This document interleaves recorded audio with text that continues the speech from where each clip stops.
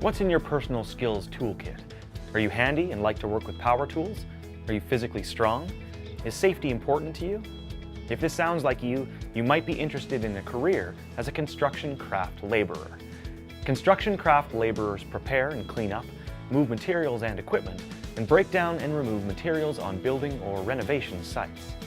To help us clean up some details about this occupation, we talked to a construction craft laborer in Alberta. Hi, my name is Brad and I'm a construction craft laborer. Construction craft laborers prepare and clean up construction sites. We try to help other trades when we can. And we'll do things like taking out garbage, carry, move material. Every site is different.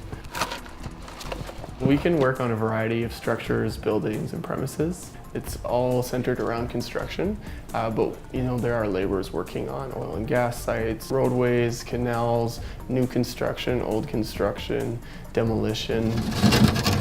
My working environment can really depend on where I'm working at the time. Sites may be dirty and dusty.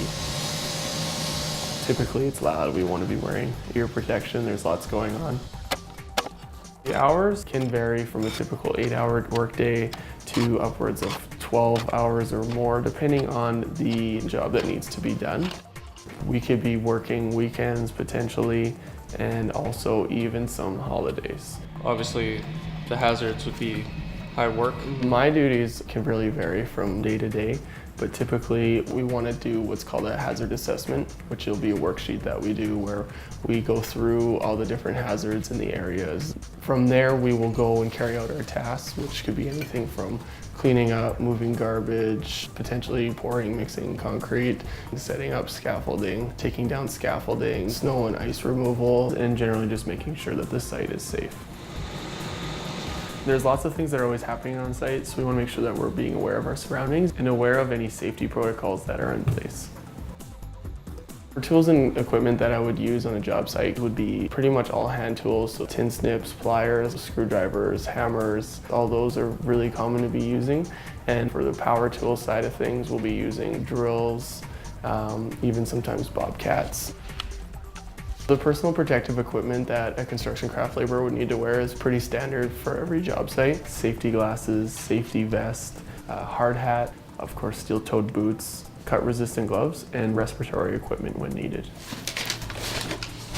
To do this job, you need to be able to lift over 20 kilograms, be good with your hands. You need to be able to work in a team and also have a safety-conscious attitude. So you also need to enjoy being physically active and working outdoors.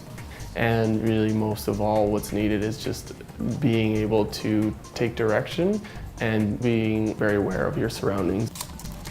No formal education or training is required for this type of work, but most employers would definitely prefer, before they hire you, that you would have at least your high school diploma or any other relevant experience or certificates.